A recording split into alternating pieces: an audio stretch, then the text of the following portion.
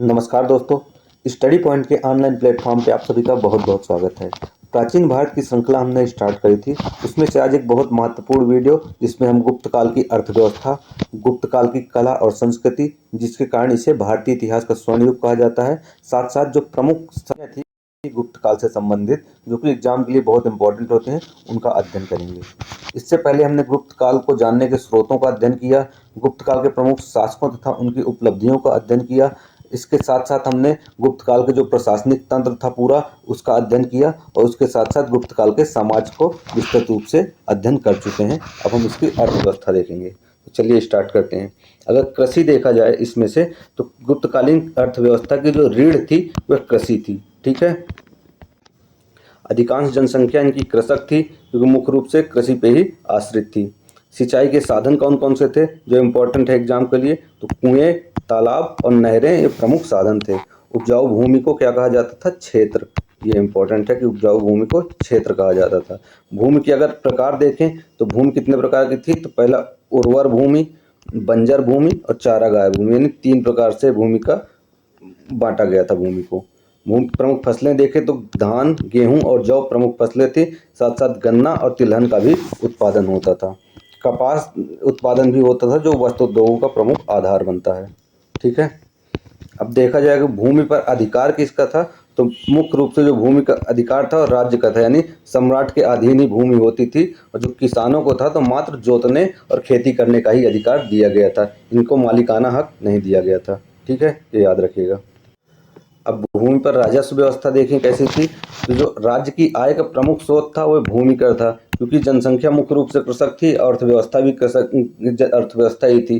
तो जो आधार भी था और राज्य की आय का, वो भूमि कर ही था। कर की दर क्या रखते थे, ये इंपॉर्टेंट रहता है, क्योंकि हर एक जो वंश है उसमें कर की दर अलग अलग है, जो कि कंफ्यूज करती है। तो गुप्त काल में कैसा था, 1/6 भाग था जो कर की दर थी भूमि कर की। भूमि माप की इकाइयाँ कौन कौन सी थी, तो एक निवर्तन थी, कुल्यवाप थी और द्रोणवाप। तो ये तीनों इकाइयाँ याद रखिएगा कि भूमि माप की कौन कौन सी प्रमुख इकाइयाँ थी गुप्त काल में। ठीक, अगला है करों के प्रकार, जो कि इम्पोर्टेंट है क्योंकि ये शब्दावलियों में पूछा जाता है। उद्रंग क्या था, ये भूमि कर था, ये इम्पोर्टेंट हो गया उद्रंग, जो भूमि कर था। उपरिकर क्या था, जो भूमि पर अतिरिक्त कुछ कर लगाया जाता था, वो उपरिकर कहलाता था। भोग इम्पोर्टेंट है, ये श्रम या सेवा कर था जिसे भोग कहा जाता था, ये भी बहुत इंपॉर्टेंट है। जो ब्राह्मणों और मंदिरों को जो भूमि दान दिया जाता था उसको अग्रहार कहा जाता था। ठीक है, तो ये भी इंपॉर्टेंट है कि अग्रहार क्या था, तो ब्राह्मणों और मंदिरों को भूमि दान जो दिया जाता था उसे अग्रहार कहते थे, और ये कर मुक्त होती थी, मतलब इस पे कर नहीं लिया जाता था जो भूमि कर था। अगर हम उद्योगों और शिल्पों की बात करते हैं गुप्त काल के, तो जो प्रमुख रूप से हम देखते हैं कि यहाँ कोई विशाल उद्योग का विकास नहीं हो पाया था। तो गुप्त काल में जो उद्योग थे प्रमुख, तो कुटीर उद्योग ही थे। ठीक है, तो ये ही अत्यंत विकसित मात्रा में देखने को मिलते हैं, कोई बड़े उद्योग देखने को नहीं मिलते हैं, तो ये याद रखिएगा। प्रमुख उद्योगों में अगर देखें तो वस्त्र उद्योग था, जिसमें से कपास और रेशम का उत्पादन होता था। धातु उद्योग थे, तो सोना, चांदी, तांबा और लोहा, मैंने जो बेसिक चारों धातुएं थी, तो इनका यहाँ पे विकास हो चुका था और इनका उत्पादन होता था, ये याद रखिएगा। हाथी दांत और मिट्टी के बर्तन भी यहाँ पाए जाते थे। आभूषण निर्माण कला से भी फेमस थे, जो कि मुख्य रूप से सोने के देखने को मिलते हैं आभूषण, जो कि निष्क एक देखने को मिलती है धातु। एक इम्पॉर्टेंट टर्म है कि जो दिल्ली का प्रसिद्ध लौह स्तंभ है वह गुप्तकालीन है। तो ये याद रखिएगा कि जो लौह स्तंभ है, जो धातु कर्म की उत्कृष्टता का उदाहरण है, यानी प्रमाण जो देखने को मिलता है तो दिल्ली में, तो जो लौह स्तंभ है ये गुप्तकालीन है, ये बहुत इंपॉर्टेंट है। अगर हम गुप्तकालीन व्यापार देखते हैं तो इनके के आंतरिक व्यापार भी होता था, साथ साथ विदेशी व्यापार भी होता था। ये याद रखिएगा कि दोनों व्यापार यहाँ पे होते थे। जो आंतरिक व्यापार होता था वो नगरों और ग्रामों के बीच होता था। जो प्रमुख व्यापारिक नगर थे वो कौन कौन से थे, पाटलिपुत्र, उज्जैनी और प्रयाग। तो ये तीनों नगर याद रखिएगा कि गुप्त काल से संबंधित थे, जो कि व्यापारिक नगर थे। अगर विदेशी व्यापार में देखें तो रोमन साम्राज्य से होता था, दक्षिण पूर्व एशिया से और मध्य एशिया से व्यापार होता था। कौन कौन सी वस्तुएं थी जो निर्यात की जाती थी इनको, तो रेशमी वस्त्रों का निर्यात होता था, मसालों का निर्यात होता था, हाथी दांतों का निर्यात होता था, और साथ साथ बहुमूल्य रत्नों का निर्यात भी होता था। ठीक है, आयात की प्रमुख मदें कौन कौन सी थी, तो सोना और चांदी, और साथ साथ इसके घोड़ा भी था, जो कि मध्य एशिया से घोड़ा आयात किए जाते थे। ठीक है, ये याद रखिएगा। और इसका जो प्रमाण मिलता है तो जो रोमन स्वर्ण मुद्राएं हैं वो भारत में गुप्त काल के समय की मिलती हैं, जिससे साबित होता है कि कहीं ना कहीं जो इनका व्यापार था तो विदेशी व्यापार भी इनका सक्षम था। तो इनका व्यापार हो गया, जिसमें से प्रमुख नगर पाटलिपुत्र, उज्जैनी और प्रयाग थे। ये प्रमुख निर्यात की मदें हो गई और आयात मुख्य रूप से सोना, चांदी और घोड़ों का किया जाता था गुप्त काल में। अब इनकी मुद्रा व्यवस्था देखें तो बहुत इंपॉर्टेंट है एग्जाम पॉइंट ऑफ व्यू से।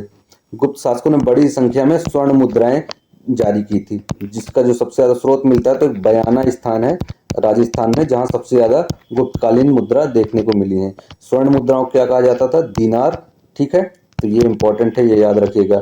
साथ ही जो चांदी की मुद्राएं हैं उन्हें रूप्यक, और जो तांबे की मुद्राएं हैं उन्हें मासक या ककाड़ी। ये याद रखिएगा, ये तांबे की मुद्राएं थी। ये तीनों मुद्राओं के नाम याद रखिएगा, दिनार, रूपक और मासक या ककाड़ी। ये तीनों मुद्राएं यहाँ पे चलती थी, लेकिन जो मुख्य रूप से जारी की गई थी तो दिनार, जो कि स्वर्ण मुद्राएं थी। ठीक, तो गुप्त काल में जो वस्तु विनिमय प्रणाली पहले चलती थी, तो गुप्त काल पे आते आते वो मुद्रा पे आधारित हो गई थी। चांदी की जो मुद्राएं थी तो वो वस्तुओं को खरीदने बेचने के लिए यूज की जाती थी। साथ साथ जो तांबे की मुद्राएं हैं, तो जो दिन प्रतिदिन हम उपयोग करते थे उस समय, तो वो तांबे की मुद्राओं का प्रयोग होता था। ठीक है, मुद्राओं पर क्या था? राजाओं की आकृति थी, देवी देवताओं के चित्र होते थे, साथ साथ संस्कृत अभिलेख भी लिखे हुए मिलते थे। ये मजबूत मुद्रा व्यवस्था आर्थिक स्थिरता का प्रमाण है। मतलब जो मजबूत मुद्रा व्यवस्था थी, जिसमें से स्वर्ण मुद्राएं भी थी, चांदी की मुद्राएं भी थी और तांबे की, यह दिखाती हैं कि आर्थिक रूप से गुप्त काल बहुत ही स्थिर था। ठीक है, जो कि इनके आर्थिक रूप से संपन्नता को भी दर्शाता है।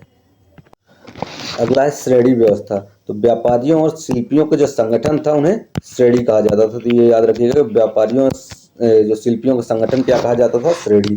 श्रेणियों के कार्य क्या क्या थे?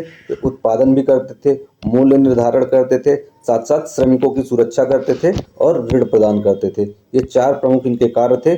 कई श्रेणियां तो ऐसी भी थी जो बैंक की तरह कार्य करती थी। मतलब जैसे हमारे आधुनिक बैंक हैं, तो उस समय यही सब कार्य श्रेणियां करती थी। तो श्रेणियों के कार्य याद रखिएगा, और ये याद रखिएगा श्रेणी किसे कहते थे। गुप्त काल की अगर हम नगर और बाजार व्यवस्था देखें, तो नगर आर्थिक गतिविधियों के केंद्र थे। प्रमुख नगर कौन कौन से थे हमने देखा अभी। उज्जैनी था, उज्जैनी, प्रयाग था, और तीसरा पाटलिपुत्र था। ठीक है, बाजार को हाट और बिपड़ी कहा जाता था। तो बिपड़ी याद रखिएगा कि बाजार को कहा जाता था। नगरों में मुख्य रूप से व्यापारी, सेठ और साहूकार रहते थे। ठीक है, इनका सामाजिक आर्थिक प्रभाव देखें तो व्यापार से नगरों का विकास हुआ था। जो प्रमुख नगर थे हमने देख ही लिया। किसानों की स्थिति अपेक्षाकृत स्थिर थी। मतलब किसान ना तो ज़्यादा अमीर हुए थे और ना गरीब थे। इनकी जो स्थिति थी वो स्थिर रूप से थी। ब्राह्मण और उच्च वर्गों को आर्थिक मजबूती मिली थी, क्योंकि इसका मुख्य रीजन था कि इनको कहीं ना कहीं धार्मिक रूप से भी उच्च श्रेणी प्राप्त थी, कि मतलब ये उच्च माने जाते थे धार्मिक श्रेणी रूप से भी। तो इनका आधिपत्य जो हुआ था, तो आर्थिक क्षेत्रों पे भी इनका आधिपत्य हुआ था। साथ साथ इनको जो भूमि दी जाती थी, जो कि क्या कहलाती थी? अग्रहार। तो वो क्या थी? कर मुक्त होती थी, तो उसमें कर नहीं लगता था, जिस कारण से आगे चल के सामंती व्यवस्था का जन्म होता है, जो हम देखेंगे कि गुप्त काल के पतन का भी प्रमुख कारण यही बनता है। इस प्रकार हमने गुप्त काल की अर्थव्यवस्था को देखा। ठीक है, अब हम इनकी कला और संस्कृति को देखते हैं, जो कि आधार बनी थी भारत को उस समय की। क्या कहलाते थे? स्वर्ण काल कहा जाता था। तो अगर हम गुप्त काल की कला और संस्कृति को देखें, तो प्राचीन काल की जो कला और संस्कृति का उसका उत्कर्ष काल कहा जा सकता है। इसी कारण से इसे स्वर्ण काल भी कहा गया है। इस काल में मुख्य रूप से कला, स्थापत्य, मूर्तिकला, चित्रकला, साहित्य, संगीत और धर्म का अभूतपूर्व विकास हुआ था। गुप्त कला में सौंदर्य, संतुलन, आध्यात्मिकता और सरलता का अद्भुत समन्वय दिखाई देता है। ठीक है, अगर हम इसके स्थापत्य कला को देखें, तो गुप्त काल में मंदिर स्थापत्य का वास्तविक और व्यवस्थित रूप से विकास हुआ था। मंदिर स्थापत्य में देखें तो जो प्रारंभिक मंदिर थे वो ईंट और पत्थर से बने थे। मंदिरों में गर्भगृह भी था, अंतराल और मंडप का विकास होता है। साथ साथ जो शिखर बनते हैं, हम देखेंगे आगे चल के जो दक्षिण भारत के मंदिर पढ़ेंगे, तो उसमें जो शिखर का प्रारंभिक रूप दिखाई देता है, तो गुप्त काल से ही दिखाई देता है। साथ साथ जो नागर शैली का विकास भी हुआ, तो गुप्त काल ही उसका प्रमुख आधार बनता है। इसके अगर प्रमुख मंदिरों में देखें तो दशावतार मंदिर बहुत फेमस है, जो कि देवगढ़ उत्तर प्रदेश में है, जो कि उत्तर भारत का प्राचीनतम मंदिर कहलाता है। कौन सा? देवगढ़ का दशावतार मंदिर। दूसरा इंपॉर्टेंट है भीतर गांव का मंदिर, जो कि कानपुर में है। ये मंदिर याद रखिएगा क्योंकि कई बार ये मैचिंग में आते हैं। कहाँ कहाँ? कानपुर में है। ईंट से निर्मित प्राचीन मंदिर है। एक है तिगवा यानी जबलपुर में तिगवा का विष्णु मंदिर है, जो जबलपुर में है, ये इंपॉर्टेंट है। एक है भूमरा का शिव मंदिर, भूमरा यानी सतना या नागौद में पड़ता है, ये शिव मंदिर है। साथ साथ एक एरड़ का विष्णु मंदिर है, ये फेमस है। तो ये 5 प्रमुख मंदिर हैं गुप्त काल के, जो कि एग्जाम में कई बार मैचिंग में आते हैं, तो इनको याद रखिएगा। सबसे इंपॉर्टेंट है दशावतार मंदिर देवगढ़ का, दूसरा भीतर गांव का मंदिर जो कि कानपुर में है, तीसरा तिगवा का विष्णु मंदिर, भूमरा का शिव मंदिर जबलपुर, और ये एरड़ का है जो विष्णु मंदिर, ये सागर मध्य प्रदेश में है। तो ये 5 प्रमुख मंदिर याद रखिएगा। ठीक है। यहाँ पे ये बताया भी गया है कि गुप्त स्थापत्य में आगे चलकर नागर शैली की नींव पड़ती है। जो नागर शैली और द्रविड़ शैली हम पढ़ेंगे तो उसमें से जो नींव है नागर शैली की, तो गुप्त काल में ही पड़ती है। अब हम गुप्त काल की मूर्ति कला देखते हैं। तो गुप्तकालीन मूर्ति कला को भारतीय मूर्ति कला का सर्वोच्च शिखर माना जाता है। ठीक है, मतलब मूर्ति कला का भी विकास सही से यहाँ पे हुआ था। इनकी मूर्तियों की विशेषताएं क्या थी कि सौम्य चेहरे थे, यानी चेहरे जो बनाए जाते थे वो शालीन होते थे, शरीर संतुलित बनाया जाता था, आध्यात्मिक भावभंगिमा देखने को मिलती थी जो मूर्तियों में इनके। अलंकरण जो होता था वो सादगी भरा था। अगर प्रमुख मूर्तियों के केंद्र देखें गुप्तकालीन, तो मथुरा था, जो कि लाल बलुआ पत्थर की मूर्तियां निर्मित होती थी। जब हमने मौर्योत्तर काल में भी देखा था कि जो मथुरा कला थी, जो मौर्योत्तर काल में जिसका विकास हुआ था, खासकर कुषाण के समय जो मथुरा कला थी, तो उसमें भी लाल बलुआ पत्थर का प्रयोग होता है। जब यहाँ मंदिर निर्माण की कला आती है गुप्त काल में, मथुरा कला, इसमें भी हमें लाल बलुआ पत्थर ही देखने को मिलते हैं। दूसरा इंपॉर्टेंट था सारनाथ, जिसमें चिकनी, कोमल और आदर्श बौद्ध प्रतिमाएं देखने को मिलती हैं। प्रसिद्ध उदाहरण देखा जाए इसका, तो सारनाथ की जो बुद्ध प्रतिमा है, इसमें धर्म प्रवर्तक मुद्रा, जिसमें भूमि को स्पर्श करके गौतम बुद्ध की प्रतिमा दिखाई जाती है, तो वो कैसी है? प्रमुख रूप से इसका उदाहरण है सारनाथ कला का। ठीक है, तो ये मूर्ति कला केंद्र हो गए। तीसरा चित्रकला, तो चित्रकला भी गुप्त काल में फेमस थी। खासकर जब हम अजंता की गुफाएं देखते हैं, तो वहाँ जितनी भी मुख्य रूप से चित्रकलाएं की गई हैं, जो गुफाओं में जो चित्रकारी की गई है, वो सभी गुप्त काल से संबंधित है। तो अजंता गुफाएं जो हैं, इसकी चित्रकला का सर्वोत्तम उदाहरण भी हैं। इनकी चित्रकला में क्या है? बौद्ध के जीवन के प्रसंग हैं, जातक कथाएं हैं। जातक कथाएं क्या होती हैं? जो बुद्ध के पूर्व जन्म की कथाएं बताई गई हैं, तो जातक कथाएं कहा जाते हैं। रंग कैसा है इनका? तो प्राकृतिक खनिज रंग है। शैली कैसी है? तो भाव प्रदान करने वाली शैली है, मतलब चित्रों को देख करके इनके कोई ना कोई भाव देखने को मिलता है। साथ साथ यथार्थवादी मूर्तियां बनाई गई हैं। महत्व क्या है इनका? तो भारतीय भित्ति चित्रकला की श्रेष्ठ परंपरा है ये अजंता गुफाएं। भाव प्रदर्शन और रंग संयोजन में भी उत्कृष्टता देखने को मिलती है। ठीक है, तो ये हो गई इनकी चित्रकला। ये एक चीज याद रखिएगा कि मंदिर स्थापत्य इनका कैसा था। मूर्ति कला था, तो मूर्ति कला के प्रमुख केंद्र कौन कौन से थे? तो हमने देखा मथुरा और सारनाथ प्रमुख केंद्र थे। मूर्तियां कैसी थी? प्रमुख मंदिर कौन कौन से थे? चित्रकला के लिए प्रमुख कौन सा फेमस है? तो अजंता की गुफाओं के जितने भी चित्र हैं सब गुप्तकालीन है। साथ साथ अगर अजंता की गुफाओं में पूछे क्या क्या चीज था, तो यहाँ बुद्ध के जीवन के प्रसंग देखने को मिलते हैं। साथ साथ जातक कथाओं के बारे में भी यहाँ चित्र देखने को मिलते हैं। ठीक है। साहित्य और भाषा देखें तो गुप्त काल में साहित्य अपने उत्कर्ष पर था। ठीक है, यानी गुप्त काल में साहित्य का भी विकास हुआ था। हमने जब साहित्यिक स्रोत देखे थे वहां भी देखा था। प्रमुख जो साहित्यकार थे कालिदास, इनकी एक प्रमुख रचना है जो नाटक है अभिज्ञान शाकुंतलम, जिसमें राजा दुष्यंत और शाकुंतला की प्रेम कथा का वर्णन होता है। मेघदूत इंपॉर्टेंट है। रघुवंशम, जिसमें रघुकुल के प्रमुख राजाओं की वंशावली दिखाई गई है। इसके साथ साथ कुमार संभवम हमने देखा था, जिसमें से शिव पार्वती के विवाह और कार्तिकेय के जन्म तक की कहानी थी। आगे मालकाग्निमित्रम था, जिसमें मालविका और अग्निमित्र की प्रेम कथा दिखाई जाती है। ये इंपॉर्टेंट है। तो प्रमुख कालिदास की रचनाएं याद रखिएगा, ये इंपॉर्टेंट है। विशाख दत्त की रचनाएं देखें, यानी साहित्य देखें, तो मुद्रा राक्षस, दूसरा देवी चंद्रगुप्तम, ये हमने देखा था, जिसमें से चंद्रगुप्त द्वितीय के बारे में इन्होंने वर्णन किया था। तीसरा है शूद्रक का मृच्छ कटिकम। साथ साथ भास की हमने देखा था, स्वप्नवास दत्ता भी इंपॉर्टेंट थी। इसके साथ साथ हमने देखा था अमर कोश भी एक इम्पॉर्टेंट बुक थी, अमर सिंह की अमर कोश, जो कि संस्कृत का ग्रंथ था। ये भी इम्पॉर्टेंट था। ये गुप्तकालीन प्रमुख साहित्यिक स्रोतों में से ही है। संस्कृत भाषा का विकास हुआ था, जो कि इनकी साहित्यिक भाषा बन गई थी। अगर हम गुप्त काल का विज्ञान और शिक्षा में योगदान देखते हैं तो गणित और खगोल दोनों का विकास हुआ था। खगोल के मुख्य रूप से जब हम देखेंगे वराह मिहिर थे, वराह मिहिर, लेकिन आर्यभट्ट को भी इस क्षेत्र में आर्यभट्ट ने भी इस क्षेत्र में कार्य किया था। आर्यभट्ट के अगर प्रमुख खोज देखें तो शून्य की अवधारणा इन्होंने दी, पाई का मान भी इन्होंने बताया। आर्यभट्टियम जो इनकी बुक थी उसी में पृथ्वी के घूर्णन का सिद्धांत भी सबसे पहले आर्यभट्ट ने ही दिया था। चिकित्सा ग्रंथ भी यहाँ पे थे जो कि आयुर्वेद के विकास के बारे में बताते हैं कि यहाँ आयुर्वेद का विकास हो चुका था, साथ साथ शल्य चिकित्सा के प्रमाण भी मिलते हैं। ठीक है, धर्म और संस्कृति इनकी देखें तो हिंदू धर्म का पुनरुत्थान का काल था। विष्णु, शिव और शक्ति की उपासना की जाती थी। भक्ति भावना का अद्भुत विकास हुआ था यहाँ पे, लेकिन साथ साथ बौद्ध और जैन धर्मों को भी संरक्षण दिया था। इसका मतलब था कि जो समाज था तो सहिष्णु था, सहिष्णु समाज था। तो अगर ये आता है कि जो गुप्तकालीन समाज था तो क्या सिर्फ वैष्णव धर्म या शैव धर्म को ही मानता था, तो स्टेटमेंट गलत हो जाए, क्योंकि बुद्ध और जैन धर्मों को भी पर्याप्त संरक्षण यहाँ पे दिया गया था। ठीक है, आगे हम देखते हैं कि संगीत, नृत्य और रंगमंच के बारे में क्या कहा गया है। तो प्रमुख रूप से वीणा, मृदंग जैसे वाद्य यंत्र यहाँ पे लोकप्रिय हुए और नाट्य कला का विकास भी होता है, क्योंकि कालिदास के नाटक देखने को मिलते हैं। ठीक है, इस प्रकार हमने गुप्त काल की जो कला और संस्कृति थी जो कि अद्भुत थी वो हमने देखी। अब हम इनकी जो प्रमुख शब्दावलियां हैं जो कि एग्जाम के लिए बहुत आवश्यक हैं उनको एक बार देखते हैं। ठीक है, प्रशासनिक शब्दावलियां कौन कौन सी थी इनकी, साथ साथ साहित्यिक हैं, धार्मिक हैं, आर्थिक हैं, सभी शब्दावलियों को एक साथ देखते हैं जो कि इम्पोर्टेंट है। और एग्जाम में क्वेश्चन लगातार इनसे ही बनते हैं, सबसे ज़्यादा क्वेश्चन अगर बनते हैं तो इन शब्दावलियों से, क्योंकि अलग अलग टर्म्स दिए गए हैं, कभी स्टेटमेंट में, कभी मैचिंग में, कभी सत्य सत्य में, ये बनते ही बनते हैं क्वेश्चन। तो अगर प्रशासनिक शब्दावली में सबसे पहले हम देखें तो महाराजाधिराज कौन थे, तो राजाओं का राजा जो होता था वो महाराजाधिराज कहलाता था, इसी को सर्वोच्च सम्राट कहा जाता था। अगर एक इंपॉर्टेंट टर्म आप याद रखें तो चंद्रगुप्त प्रथम जो थे, चंद्रगुप्त फर्स्ट जो थे, ये इनने सबसे पहले महाराजाधिराज की उपाधि धारण करी थी। अगर महाराज की उपाधि पूछता है तो घटोत्कच ने धारण की थी। परम भट्टारक जो कहलाते थे, जो ईश्वर तुल्य शासक की उपाधि होती थी, जो परम भट्टारक कहलाती थी।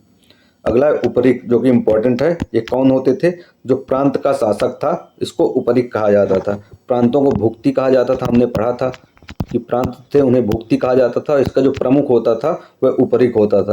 तो ये इम्पोर्टेंट है, याद रखिएगा दोनों, भुक्ति भी और उपरिक भी क्या होता है। विषयपति क्या था, तो विषय कहलाता था जिला, और जो जिले का प्रमुख होता था वो विषयपति कहलाता था। महामौत कौन थे, महामात्य तो उच्च प्रशासनिक अधिकारी जो कि प्रधानमंत्री जैसे आधुनिक प्रधानमंत्री होते हैं, तो उस समय के जो महामात्र थे वो प्रधानमंत्री की तरह ही होते थे। संधि विग्रहिक कौन होते थे, युद्ध होता था और संधि के अधिकारी थे, इनको संधि विग्रहिक बोलते थे। ठीक है, अगला है महासेनापति, जो सेना का सर्वोच्च सेनापति होता था उसे महासेनापति बोलते थे। महादंड नायक कौन थे, न्याय और दंड के अधिकारी थे जिन्हें महादंड नायक बोलते थे। ग्रामिक या महत्तर, खासकर महत्तर याद रखिएगा, जो ग्राम का मुखिया होता था उसे महत्तर कहते थे। अगला इंपॉर्टेंट है कि जो ये अर्थव्यवस्था से संबंधित, राजस्व और अर्थव्यवस्था से संबंधित शब्दावलियां थी उनको देखते हैं। उद्रंग क्या था, तो भूमिकर था जो उद्रंग कहलाता था। उपरिकर क्या था, जो भूमि पर अतिरिक्त कर लगाए जाते थे उपरिकर कहलाता था। भोग क्या था, श्रम या सेवा कर भोग कहलाता था, ये भी याद रखिएगा, ये भी इम्पोर्टेंट है। अग्रहार इम्पोर्टेंट है कि ब्राह्मणों को जो भूमि दान दी जाती थी, ब्राह्मणों और मंदिरों को, जिसमें कर नहीं लगता था, उसे अग्रहार कहते थे। निवर्तन क्या था, तो भूमि माप की इकाई, कुल्यवाप भी भूमि माप की इकाई, द्रोणवाप भी भूमि माप की इकाई। तो ये तीनों याद रखिएगा, क्योंकि ये पूछ सकता है 4 ऑप्शन दे करके कि इनमें से कौन सी भूमि माप की इकाई नहीं है, तो ये तीनों आप याद रखिएगा। दीनार क्या था, तो गुप्तकालीन स्वर्ण मुद्रा थी, उसे दीनार कहते थे। रुपया कहलाता था जो चांदी की मुद्रा थी, और काड़ी या मासक जो तांबे की मुद्रा थी। तो ये तीनों याद रखिएगा। श्रेणी किसे कहते थे, तो जो व्यापारियों या कि शिल्पियों का संगठन होता था उन्हें श्रेणी कहा जाता था। ठीक है, तो ये आर्थिक शब्दावलियां हुई। सामाजिक शब्दावलियों में देखें तो वर्ण व्यवस्था, तो वर्ण व्यवस्थाएं फेमस थी, जिसमें से ब्राह्मण, क्षत्रिय, वैश्य, शूद्र चारों वर्ण थे। ब्राह्मणों को सर्वोच्च स्थान प्राप्त था तथा शूद्र सबसे निचले पायदान पे आते थे। आश्रम व्यवस्था वर्णित थी, जिसमें से चारों आश्रमों का वर्णन किया गया था, साथ साथ गृहस्थ आश्रम को सबसे महत्वपूर्ण बताया गया।